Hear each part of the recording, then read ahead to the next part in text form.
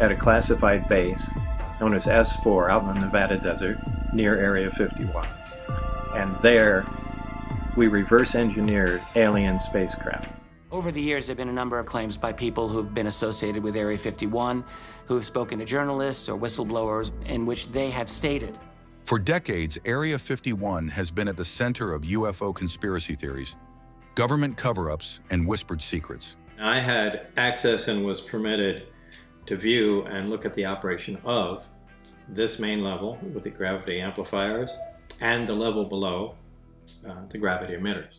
That's really shocking because nothing does that. That's an operating, powerful force field. But what happens when new evidence emerges?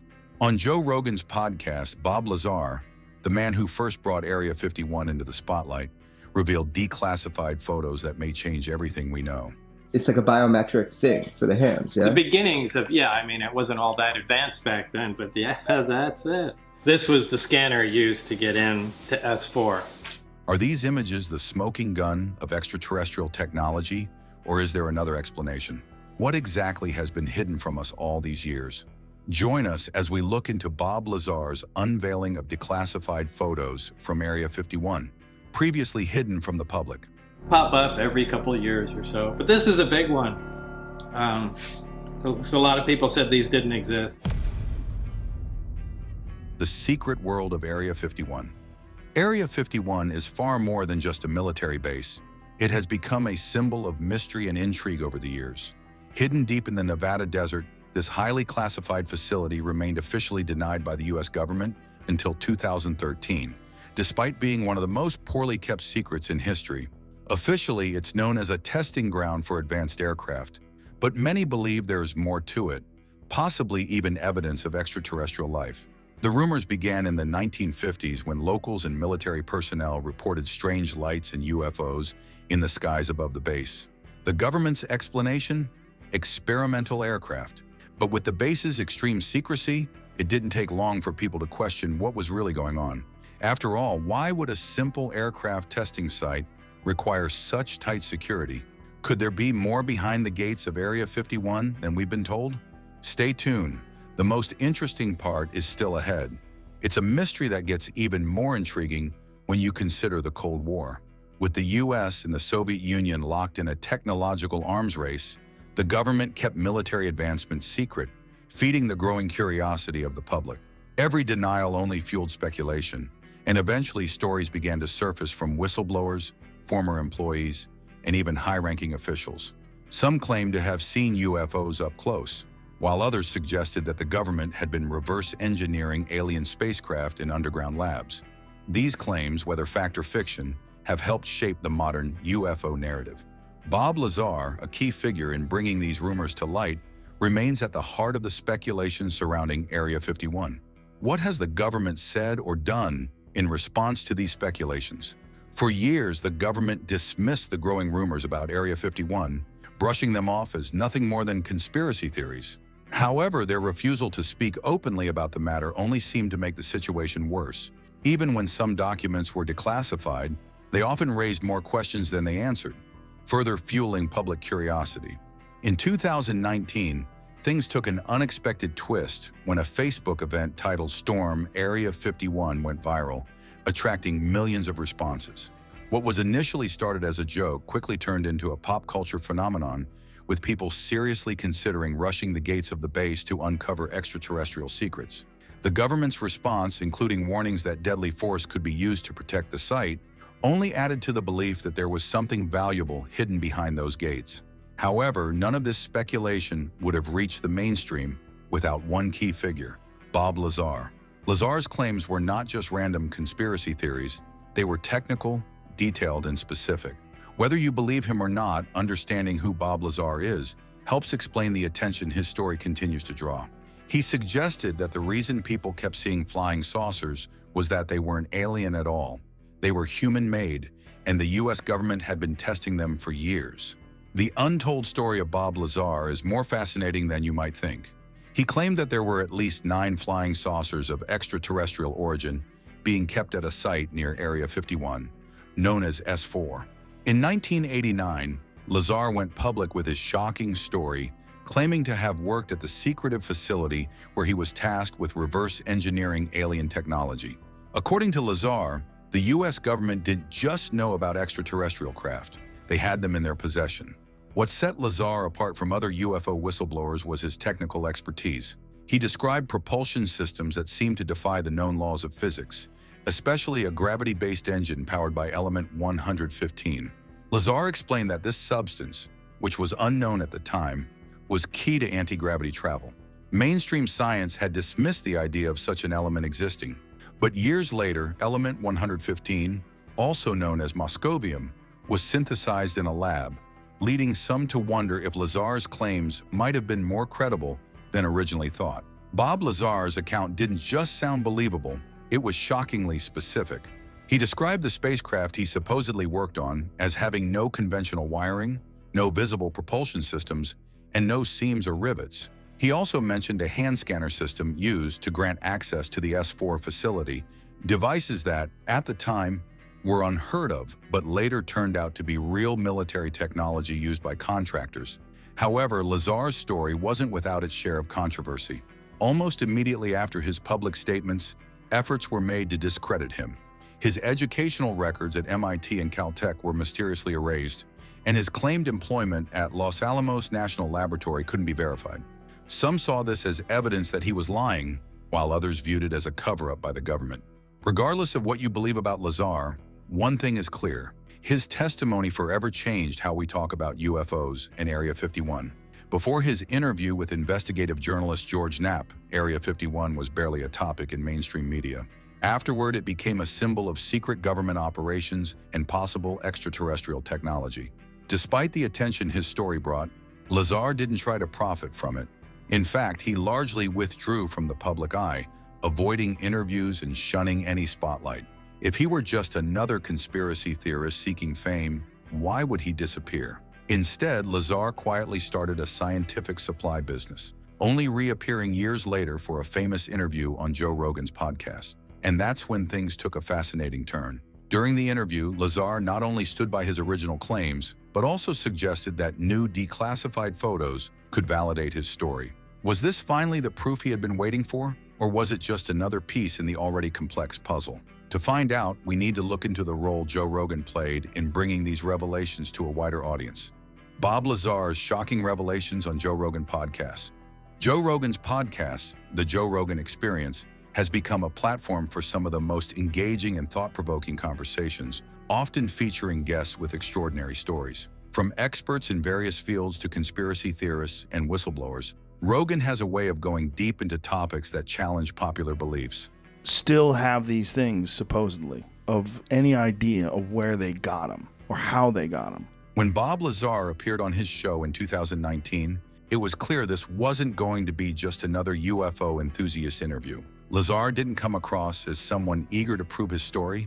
Instead, he seemed worn out from years of skepticism and scrutiny. His responses were thoughtful, measured, and often cautious, showing a man who had been through a lot but still had important details to share. One of the most significant moments during the interview was when Lazar described the spacecraft he allegedly worked on. According to Lazar, this craft didn't operate like any conventional aircraft. Instead of relying on traditional engines or propulsion systems, Lazar explained that it manipulated gravity, creating its own gravitational field. He compared the craft to something that could bend space-time around it, essentially making it capable of flight in ways that defied normal physics. Rogan, known for his deep questioning, continued to probe into the mechanics of what Lazar was describing. As Lazar elaborated on the science behind it, Rogan seemed genuinely interested and intrigued, rather than skeptical. The more Lazar spoke, the more it seemed that what he was describing was less about wild, unproven ideas and more about technology that could potentially exist. What made this interview stand out even more was the fact that some of the things Lazar had been talked about ages ago were suddenly being mentioned in official government reports. It's so unearthly in there. What were the size of these seats? The size of a normal human seat. Rogan pointed out that the Pentagon had recently declassified documents that acknowledged the existence of UFOs, or UAPs as they now call them, unidentified aerial phenomena. Could Lazar have been telling the truth all along? The conversation took another turn when Lazar hinted at declassified photos and new evidence that might help support his claims. He wasn't the one releasing these images, but he acknowledged their importance, suggesting that they could provide further validation of his story. Rogan pressed him for more details, but Lazar remained cautious, repeating that he had already shared everything he could. During the interview, Rogan asked Lazar about his involvement in nuclear weapons research, to which Lazar responded, "Nuclear weapon development physics. I mean, they do everything there." This response further solidified the idea that Lazar wasn't just talking about wild theories. What were your thoughts on what they were describing? Nuclear weapon development, physics, I mean, they do everything there. He had specific knowledge about top-secret government projects. The episode quickly gained massive attention, sparking renewed interest in Area 51, secretive government operations, and the possibility that extraterrestrial technology was being studied by the U.S. government. It wasn't just UFO enthusiasts tuning in. The conversation had sparked interest among scientists, skeptics, and the general public. But what about those declassified photos Lazar mentioned? Did they truly contain the solid evidence everyone was hoping for? Or were they just another puzzle piece in an ongoing mystery? To answer that, we'll need to dive into what was actually revealed. If you're intrigued, just know that what comes next is bound to keep you on the edge of your seat. On unveiling the declassified photos in recent years, the U.S. government has made several documents and photos public, shedding light on its secretive operations, including those at Area 51. These releases, often obtained through Freedom of Information Act requests, provide a rare glimpse into the activities that have long been shrouded in mystery. One of the most significant releases includes aerial photographs of the Groom Lake facility, which highlight the extensive runways, large hangars, and various testing areas. These photos, once hidden from the public, now offer a clearer look at the infrastructure of this secretive base. While they don't provide proof of extraterrestrial technology, they do reveal the advanced aerospace projects that have been carried out there over the years. The declassification also included documents about the development of aircraft like the U-2 spy plane and the A-12XC. These records showcase the beyond excellent research and development efforts at Area 51 during the Cold War. The technologies and designs used in these aircraft were far ahead of their time, and many UFO sightings reported over the years were, in fact, misidentified test flights of these highly classified planes. Although these newly revealed materials don't offer any solid evidence of alien spacecraft, they do help explain some of the UFO sightings that have been linked to the base. The advanced nature of the aircraft tested at Area 51, combined with the extreme secrecy, contributed to the ongoing mystery that has long captivated public curiosity. When these declassified photos surfaced, they immediately grabbed the attention of both UFO enthusiasts and skeptics alike. The images, released through government channels and FOIA requests, show high-altitude aerial views of previously restricted sections of Area 51 and S4. These shots also reveal structural layouts of the base that had never been available to the public before. Some of the photos even show strange, unidentified objects that don't appear to match any known aircraft. For those who have closely followed the mystery of Area 51, these photos represented a major breakthrough. But it also raised more questions as well, sparked serious speculations. The newly declassified images not only captivated UFO enthusiasts, but also intrigued skeptics. Are these objects evidence of extraterrestrial technology, or are they part of highly advanced military projects being tested in secrecy? The mystery surrounding Area 51 continues to grow, and these photographs only add to the uncertainty, prompting a closer examination of what might be truly happening at this hidden base. One significant point raised by these photos is that some of the facilities Lazar described years ago, such as underground hangars built into mountains, seem to match the structures shown in the images. While this doesn't confirm his story, it lends credibility to the notion that certain parts of the base were deliberately kept from the public eye. Despite this, skeptics remain unconvinced. They argue that while the images are intriguing, they don't prove anything about extraterrestrial technology. Many believe the objects are likely to be highly classified military aircraft or experimental prototypes, much like the U-2 spy plane was mistakenly identified as a UFO during the Cold War. In other words, just because something appears strange doesn't necessarily mean it's alien. However, there are aspects of the photos that are not so easily explained. Some of the unidentified objects lack typical features like wings, exhaust trails, or rotors, attributes that are almost always present on even the most advanced military aircraft. This description aligns closely with Lazar's claims about the crafts he supposedly worked on at S4, which he said were powered by gravity-based propulsion systems rather than conventional jet or rocket engines. Even more interesting is that some structures visible in the images appear to have been altered or removed in more recent satellite photos. This has led some theorists to suggest that something significant was briefly exposed, prompting efforts to conceal it afterward. The question then arises, what was so important that it had to be hidden? Adding to the mystery, the documents accompanying the photos were heavily redacted, leading to even more questions about what information might still be withheld. If these were simply military installations, why would entire sections of text be blacked out? What could be so sensitive that it needed to remain classified even after the release of these images? Although Bob Lazar's interview with Joe Rogan brought his story into the mainstream, his revelations didn't stop there. Lazar has continued to stand by his claims in recent years and has appeared on other platforms despite ongoing scrutiny. He's no longer alone in this. Other whistleblowers, some with direct connections to the US government, have also stepped forward. What once seemed like Lazar's lone voice has now become part of a larger, more complex narrative about Area 51. Since his appearance on the Joe Rogan Experience, Bob Lazar has remained relatively quiet, offering only occasional interviews while continuing to share his story in controlled settings. In a 2021 documentary titled Bob Lazar, Area 51 and Flying Saucers, directed by Jeremy Corbell, Lazar provided further details about his time at S4. He reiterated that the craft he worked on was of non-human origin and revealed that he had been warned about speaking publicly, even suggesting that threats had been made against him. One of the most unsettling revelations in the documentary was Lazar's claim that the government wasn't just studying alien technology, it was allegedly attempting to reverse engineer it. According to Lazar, a group of scientists had been assigned the task of replicating the propulsion systems from these crafts, but many of them had no understanding of the full scope of the technology. These scientists were kept in the dark, working in isolated teams, each focusing on a different component of the technology without being given the larger context. This strategy of compartmentalization ensured that no single person could grasp the entire project or leak vital information. In this way, Lazar's account paints a picture of a highly secretive, fragmented effort to replicate something far beyond the current understanding of physics and engineering. This level of secrecy, he argues, kept the project shielded from public knowledge and limited the possibility of any whistleblower leaking details that could expose the true nature of the research happening at Area 51 and S4. Have there been others like Bob making similar revelations? If yes, how credible are they? Let's get into it. Other experts and their UFO revelations. In 2023, another key figure joined the growing number of UFO whistleblowers, David Grush, a former intelligence officer who had worked with the Pentagon's Unidentified Aerial Phenomena, UAP task force. Grush made waves when he testified before Congress, claiming that the US government had been in possession of non-human biological remains in advanced spacecraft for decades. His testimony stood out not just because of the gravity of the claims, but also because of his background.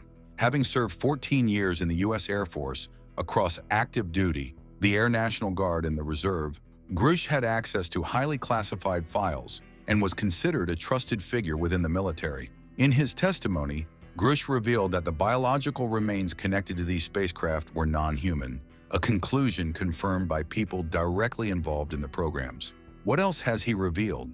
What you're about to hear will blow your mind. David Grush went on to say that these operations were being conducted in deep secrecy, beyond the oversight of even high-ranking government officials. This reinforced the idea that the government had been actively concealing information about extraterrestrial technology for decades. Grush's direct access to confidential documents and his extensive military experience gave his testimony significant weight and credibility. Similarly, Dr. Stephen Greer, a well-known advocate for UFO disclosure, has been pushing for transparency regarding the government's knowledge of extraterrestrial technology. In mid-2023, Greer held a press conference where he introduced testimonies from multiple former military and intelligence officials. These individuals claimed to have worked on secret recovery operations involving unidentified crafts. Like Grush, they testified that they had direct knowledge of these operations, which further fueled the ongoing debate about the government's awareness of non-human technology. What's striking about these recent revelations is how closely the accounts from Grush, Greer, and others align with Bob Lazar's long-standing claims. Descriptions of the crafts, the compartmentalized nature of the projects, and even the mention of biological entities echo Lazar's own story from 1989. This convergence of testimony raises an intriguing question. Could this be the long-awaited validation of Lazar's story? Or are these separate but similar pieces of a larger, unresolved mystery? Whatever the answer, it's clear that the conversation about UFOs has shifted. What was once confined to fringe theories is now being openly discussed in government hearings, addressed by intelligence officials, and covered in mainstream media outlets. While these revelations have captivated many, they also raise further questions, particularly about the mysterious element 115 that Lazar has discussed for years. This element is crucial to Lazar's claims about the advanced technology he allegedly worked with at S4, a secret facility near Area 51. According to Lazar, element 115 was the key to the propulsion systems of the extraterrestrial crafts he worked on. Lazar explained that this element has the ability to produce a tremendous amount of energy, which can be harnessed to create a gravity wave, essentially bending the fabric of space-time and allowing the crafts to travel at extraordinary speeds. This gravity-defying propulsion system, according to Lazar, operates using the unique properties of element 115, which he claims has 115 protons in its atomic structure. When Lazar first introduced the concept of element 115 in 1989, it was purely theoretical. No such element had been discovered. However, in 2003, scientists in Russia successfully synthesized a substance that they identified as element 115, now known as moscovium. While this real-world version of element 115 is highly unstable and decays almost instantly, Lazar continues to assert that the element he encountered at S4 had different properties, specifically being stable enough to be used in propulsion systems. This stability would allow it to store energy in a way that could be harnessed to power the advanced spacecraft Lazar describes. Lazar's claims about element 115 and its role in anti-gravity technology have been central to his narrative for decades. If his description of the element's properties is accurate, it would provide one of the strongest pieces of evidence supporting his claims about extraterrestrial technology. Yet the connection between Lazar's version of element 115 and the scientifically recognized moscovium remains unclear. The ongoing debate about element 115, alongside new whistleblower testimonies, only deepens the mystery surrounding UFOs and the government's potential knowledge of non-human technology. As Lazar continues to expand on his understanding of this mysterious element and its role in anti-gravity propulsion, the enigma grows ever more complex.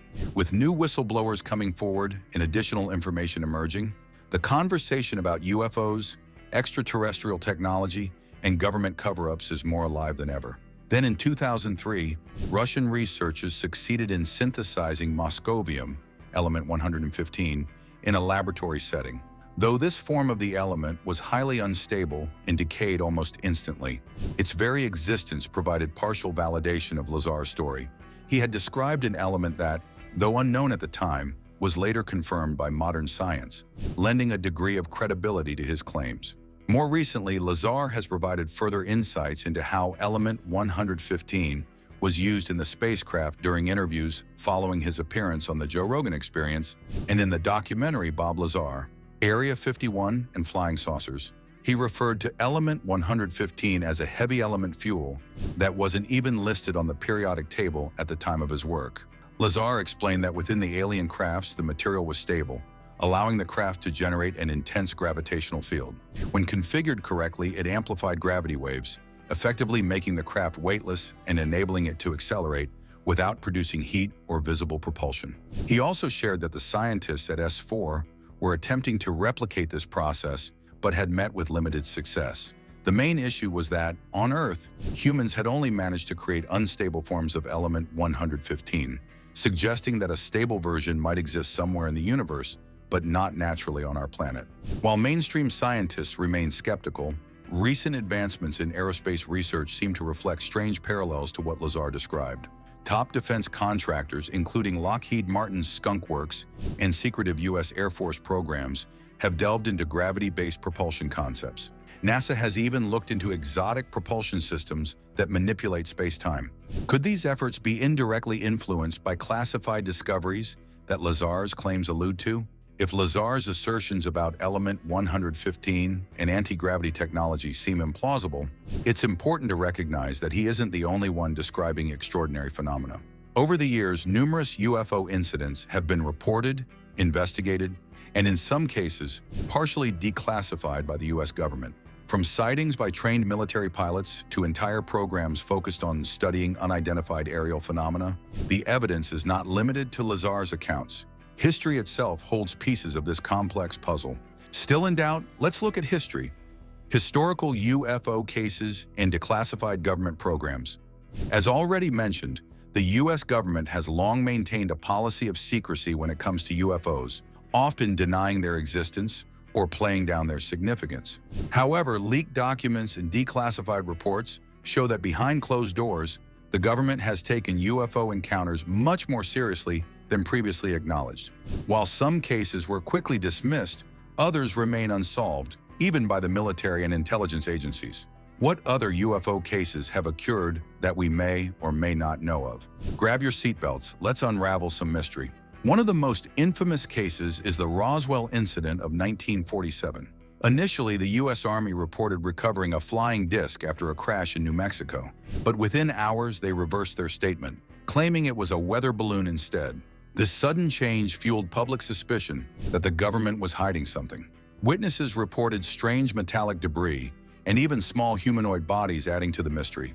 For decades, the Roswell case was dismissed as a hoax, but declassified reports from the 1990s admitted that something more than a balloon had crashed, although the military attributed it to a top-secret spy balloon project known as Project Mogul.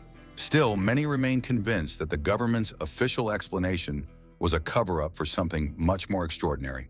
From 1952 to 1969, the U.S. Air Force ran a classified program called Project Blue Book to investigate UFOs.